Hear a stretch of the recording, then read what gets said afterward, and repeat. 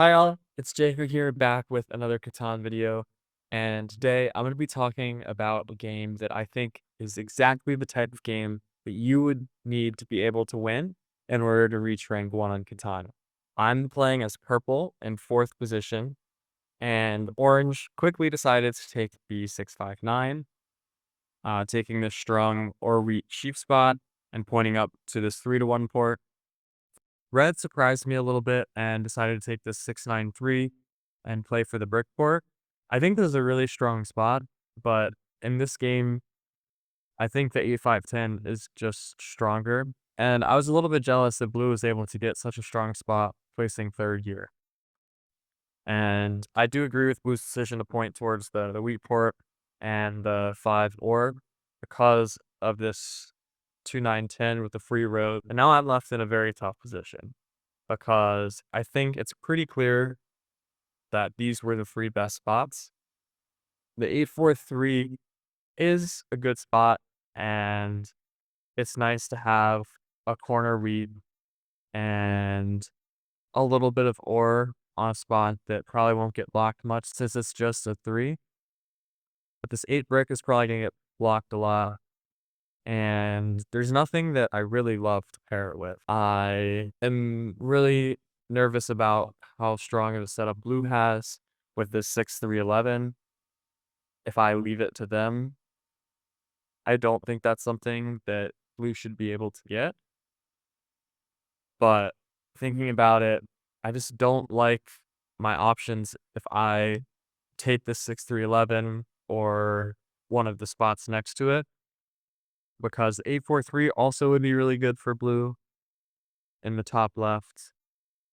4-5-11 is also pretty good, starting with a free road on, let's say, the 9-4-11, 9-10-11. Yeah, ultimately, I feel like all of my setups are not going to be as good as what each of my 3 opponents will have. These 8-4-3s in the top left and the bottom right, I would have all 5 resources, but I really don't like when the resources aren't coordinated with the rolls. So, like, if I take these 2 spots, every 8, I'm going to be getting a sheep and a brick, which is great. It's great to get 2 cards, but how often am I really going to use those together? If a 4 rolls, a wood and a wheat, that's nice. Again, I'm getting 2 cards, maybe free if I city, but I'm going to need an 8 as well in order to use it, or a 3. So I'm really relying on 2 numbers rolling right before or on my turn often, so that I can actually build without porting 4-1, especially at the beginning. Maybe it'll be a little better if I can get to the sheep port, which is not a total given. Everyone else is going to have such a strong setup. So basically, I decided that with this setup, I was kind of in like a losing position. And by taking both of these 8-4-3s, I allow myself the way of winning, that if the 8s and the 4s and 3s roll a lot, then I can win that way. And hopefully I'll be able to get to this sheep port really quickly, city up this 8-4-3, and hopefully not get blocked. This 8 brick is a spot that people will probably want to block a lot. Other than that, hopefully I can try and stay on blocks and just make my rolls count. So here, blue decides to take 6-3-11, just as I expected. Very strong setup, starting with the resources needed to buy a development card, the early 11 rolls, maybe a quick city. And then red does get this 4-5-11, which I think is quite good with the 6-9-3 being able to build to this 5-10 after the brick port, most likely. And then maybe the 9-10 and connecting their road. That also leaves orange with this 9-10-11 free road, as I said. Lots of free road spots to come back to orange.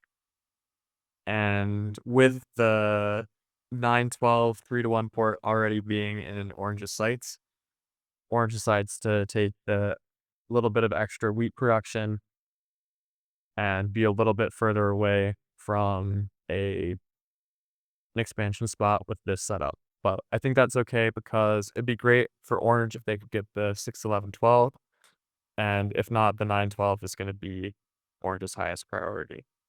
So now we're ready to play, and orange rolls a 6, and then red rolls a 5 and builds a road to the brick port. Blue rolls a 4, so I get my first 2 resources, and now I can potentially build a road if I want to.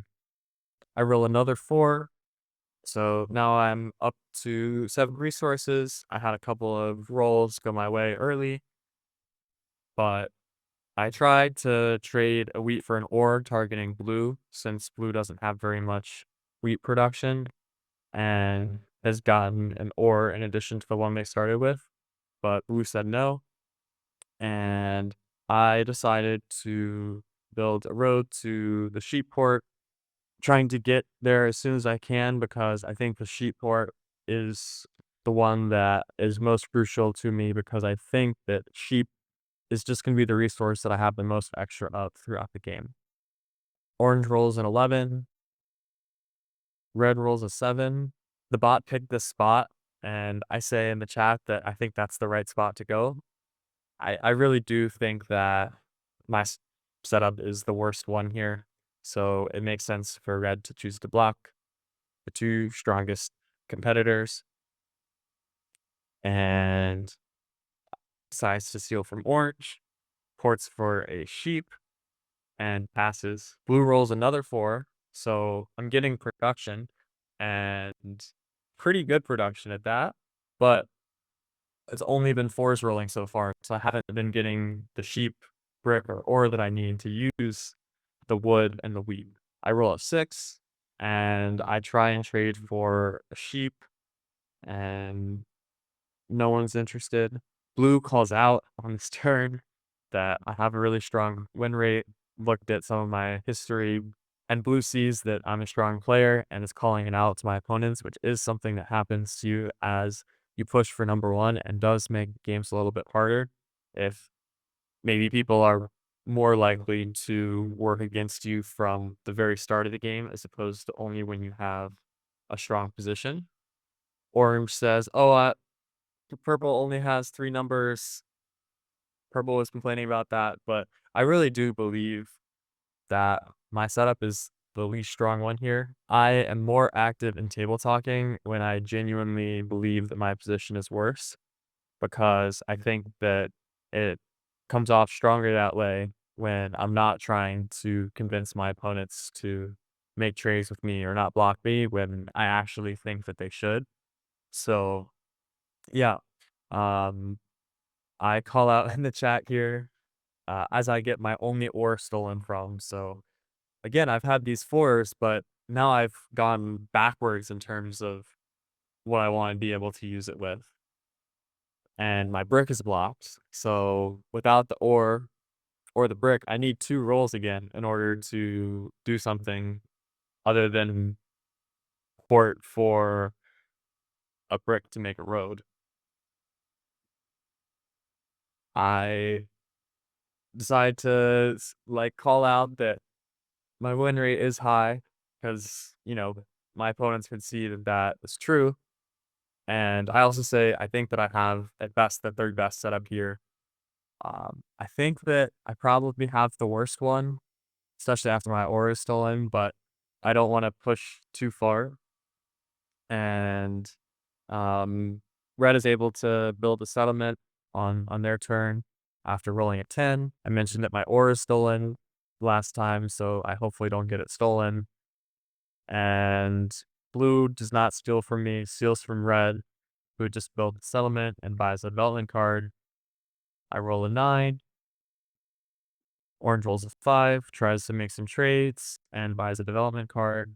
Red rolls another 4. So now there have been 4 4s rolled, but no 8s and no 3s. So I'm getting a lot of production, but it's not coordinated. And this setup would have been very strong if, let's say, this 8 sheep was a wood, and this 4 was a sheep or an ore, even if this was not an or, like, it would just be nice to have more coordination here with the numbers, and I think that sometimes 3 numbers might be an advantage. It still relies on variance, but if the resources are more coordinated, it can be pretty strong.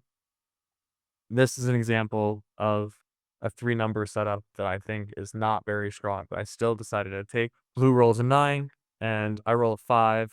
I have 3 wood and 5 weeds, so I really would like to have something else in my hand so that I can maybe port my weed for an orc, buy a development card, or I would way rather build a settlement here to get on that cheap port so that when those eights and threes start rolling, I can port away my sheep. But I'm not able to get any useful trade offers, and I port for an ore since that's what I produce the least of. And even being 2 cards away from a settlement, I would still get a settlement with only 1 roll if an 8 rolls until orange uses a knight and blocks the 8 brick. Orange rolls another 4, so I'm making a lot of production, but a 6 rolls, a 10 rolls, and I roll another 4. So now I still have only gotten 4s of my numbers that I produce on. I could port my wood for a sheep to buy a development card, but I'm not likely to win the largest army race, and I really want to increase my production as fast as I can. So I decide also I make so much sheep, I really don't want to have to port for sheep because then an 8 or a 3 is going to roll and I'm going to look silly. So I decide to port for another ore. So that way I'm pretty close to a city. I tried making trades, but no one made me any offers. Makes sense that people aren't wanting for this game, at least common or elite. And yeah, so I'm hoping that I'll be able to city soon. Orange rolls a 7 and decides to steal from me, even though I've only built the road, maybe targeting that ore.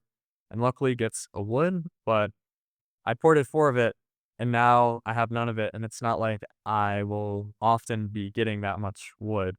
So yeah, a little annoying. I'm pretty far from settling now. And there's some talk going in the chat.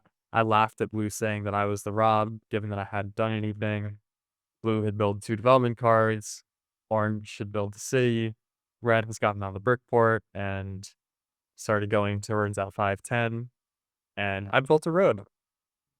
And Blue, I guess maybe because of my win rate, is saying that it's just table talk and then I'll win at the end. And sometimes we will be right if I play well enough, but mostly I just really need my numbers to roll a lot, which is my whole point when I've been chatting here.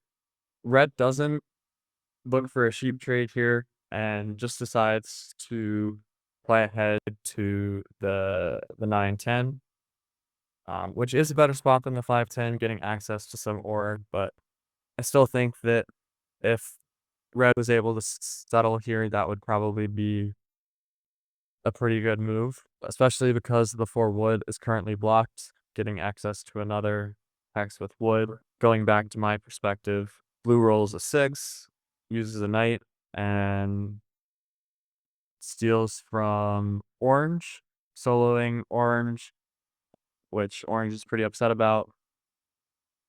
And blue buys a development card again, looking pretty strong for largest army, even on only the 11 wheat. I roll a 10, and again, I've only produced wheat and wood this game. I have turned that into 2 ore, and I built a road. I passed my turn, so I'm saving for a city. I really don't think that one development card would be that useful here. Orange 7's out and steals from red, settles, a 5's rolled, an 8 finally rolls. So I am at 7 cards, and I just need that wood in order to settle. I roll a 7. Blue did have a 1 in 3 shot at ore here, but I wound up with the time pressure deciding to steal and rob orange since I thought that they were in the best position. And I think the 6 sheep and stealing from blue could have been fine, but I was a little nervous that blue would start solo blocking me even though I was in the worst position with their 2 development cards. And I was also more nervous of red than blue at the time because of the expansion spots and just the fact that red seems to be such a big threat to take longest road and has that breakport. So yeah, I blocked the 5 and I get a wheat from orange. I try a lot to make a trade, and ultimately I wasn't able to get anything. I offered 3 cards for an ore, but no one said yes, and I bought a development card because I didn't want to pass it at 8 cards. Orange rolled a 6. Another 8 gets rolled by red, and red is able to settle on that 9-10. Blue rolls a 5 and uses the Year of Plenty to make a city. And I built 1 road and bought 1 development card. So things are not looking so great. I roll a 5 and again can't make a trade. I decide to buy another development card because I'm at 7 cards and I really just don't want to 7 out. I was maybe a little bit too scared of that and was definitely annoyed at the time that I was using the ore that I had worked so hard to get on development cards instead of the city. Orange rolls another 8, red rolls a 9, and blue rolls a 7, moves it to the 9. I roll a 6. Blue embargoes me, and I wind up passing my turn because the only trade that I got offered was a sheep for a brick, which just doesn't really help me.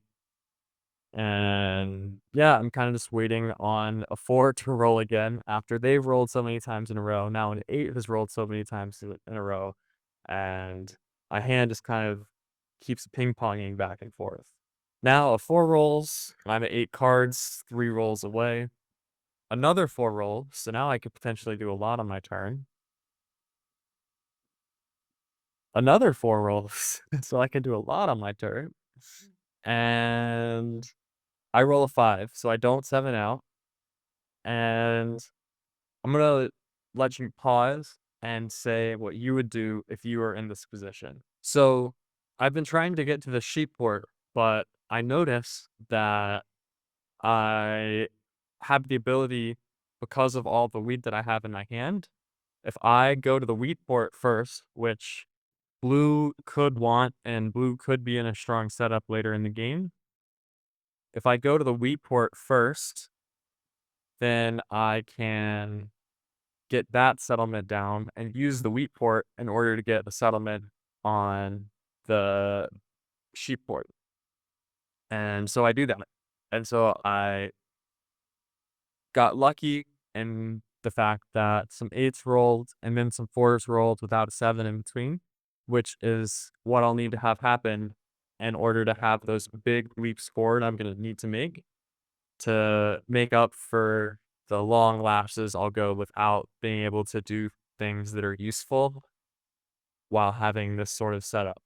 And now, hopefully, I will be able to get to the Woodport city, and maybe I do have a chance at largest army with 2 knights already. Orange rolled an 8, so I got 3 cards from that, and red used a 9th they just bought to move it to the 6 sheep. and a 3 rolls. So I am high rolling in terms of my production, and I still am not in that strong a setup because of kind of the order that it happened in. Um, I say that I'm not in that strong a setup. I actually really like where I am here and was kind of surprised that I didn't get targeted with the robber in this instance. But the 6 sheep is such a strong spot, and I was quite happy that was the block. And red winds up getting a trade from blue and gets a plow on orange, getting that 3-1. And yeah, so I have a thought here that I'm gonna get back to. If you wanna take a second and pause and remember it for later, like what might Jake be thinking about here? I will get to it, but I want to save it for a little bit, and I would be impressed if it's something that you think about. Blue rolls a 5, buys a development card, and I roll a 6. I decided to use my knight because the 9 ore is so threatening, and I'm pretty nervous about red here. I haven't been blocked much, so it doesn't feel like it makes sense to me to save them for a rainy day. And I also want to figure out, like, am I actually going to be able to compete for army? So I move it to the 9 ore, and I get a wheat, and I try and trade in order to get a city. Um, Trying to get an extra sheep or an extra ore in order to be able to city, and that would be so huge for me. I definitely want a city of 843, but I can't get that trade. And with 8 cards, I decide to buy another development card, and I get a monopoly, which is super nice. And I think that this board is definitely one that I will be able to use the monopoly well on. I have the wheat port already, and with 11s and 5s, there's gonna be a lot of wheat rolling. I don't make much ore, and if the 9 ore isn't blocked, I can have a really nice ore monopoly, especially because orange and red are not going right before my turn. So there potentially be more rolls for those ore to stack up. Orange rolls a 12, and red rolls a 7 and moves it back onto that 6 sheep. Blue uses another knight and moves it to the 9 ore. I don't know yet. Blue hasn't been tested if their last development card unplayed is a knight or not. And orange is also in the largest army race with 2 down development cards. Blue stole from orange when moving to the 9 ore because red didn't have any cards. And I rolled a 2, and I decided not to use my knight because I wasn't likely to be able to get another development card. I thought that blue still could have a third knight, in which case using the knight probably wouldn't be that good of an idea. And yeah, I just passed, and there definitely was not enough for me to consider monopolying there. Orange rolls an 8, and red rolls a 5. Blue rolls another 8, and so now it'd be great if I could have a 4 in order to kind of use these sheep and brick that I'm producing. Unfortunately, after blue buys a development card, I roll a 7. Definitely think that discarding brick is like the least valuable resource for me because I get so much of it. It's hard for me to port efficiently. And so I just get rid of all of it that I have to.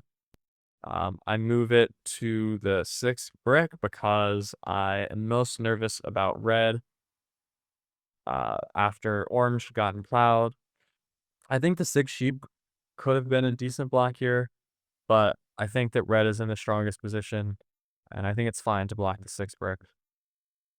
I decided to buy a development card, and when it was a road building, I was hoping for a knight in order to potentially have a play at largest army, but this road building gets me thinking, And after orange rolls an 8, red rolls a 7 and steals from orange on the 6 sheep. Blue shows that they do have largest army now, so I'm unlikely to get that. And after rolling an 8 and then me rolling a 9, I have an idea here where I likely am going to need one of these win conditions, either longest road or largest army, in order to win. And I had kind of committed to largest army. I realized that with red in such a strong position, but needing the city before settling again, I can try and make it to this 510 and cut red's longest road. And if I'm able to do that, then I have a pretty good chance at getting longest road. I might need to extend up around the 10 or around the 8. Maybe I would be able to keep red from connecting their bottom section to up to the 510. And so with so many development cards, the robber in the best spot and the unlikely to get army, I port for an ore and use my road building to go to what seems like the ore port. And I kind of like here that it doesn't really show to red what my plan is. It seems like I'm just going to this ore port, even though I would rather go to the wood port or just double up on this 8 sheep if I were to not go for this idea. But I think that going for this is better because it will take red a while in order to be able to settle on this 510. I think that with my ports and my monopoly, that I might be able to do this all at once with one big turn, maybe using the monopoly. And so, yeah, that's kind of the thing that I had in my mind earlier when red built that fifth settlement on the 912 and the 3-to-1 port, that maybe I would be able to cut off red's road. If you want to learn how to spot these types of ideas and other things that will help you win more of your Catan games, whether it be with your friends or online, I am offering Catan coaching, and there's a link in the description to learn more if you're interested. Orange rolls a 7, steals from red, and uses the second road building in order to go towards this 5-2. Red rolls a 6, blue rolls a 4. And yeah, I'm really close now to being able to get to this 510. I just need 3 roads and a settlement. And with the sheep port, I might be able to do it depending on what happens on my turn. I roll a 4 here, and with 10 cards, I'm going to take another moment to let you pause if you want to think about what you would do in this position. So here, I make what I would argue is my biggest mistake of the game. Red currently has 2 wood and a wheat.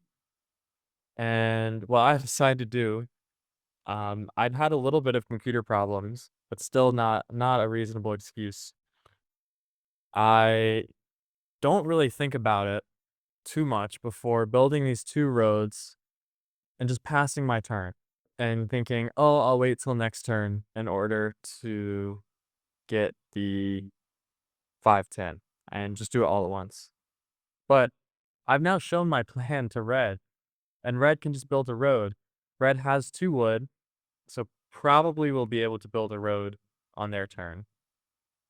And if I just play a knight, go to the 9, or I have a pretty good chance at sealing a wood, porting my sheep for a brick, and making it so that red can't play a defensive road, and so that I would be guaranteed to be able to cut him off as long as I am able to build a settlement before red can build a city and a settlement, which is so likely to like that I would win that race.